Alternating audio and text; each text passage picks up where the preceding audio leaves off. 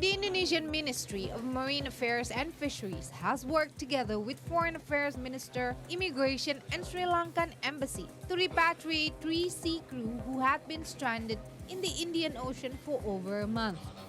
This crew were rescued by the Indonesian fishing boat called KM Cahayaputra Lestari, captained by Tarjoko.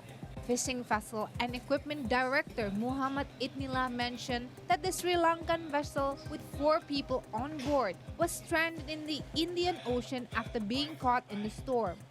This crew were then handed over to the related ministry for further measure.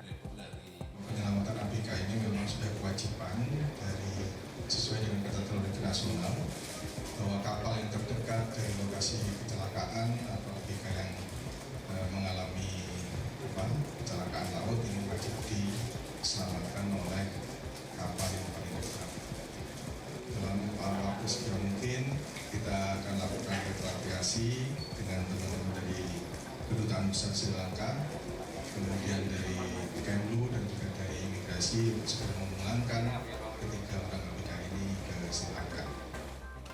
This rescue mission received appreciation from Sri Lankan government after the country's representative expressed his gratitude at the Sri Lankan Embassy office in Jakarta.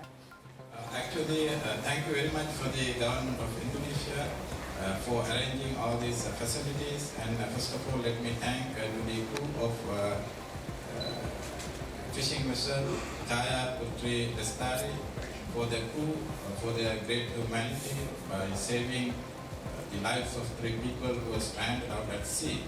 And the government of Indonesia facilitated for them to come to the Jakarta, and I hope that we will be able to send them back to their families as soon as possible once the formalities are completed.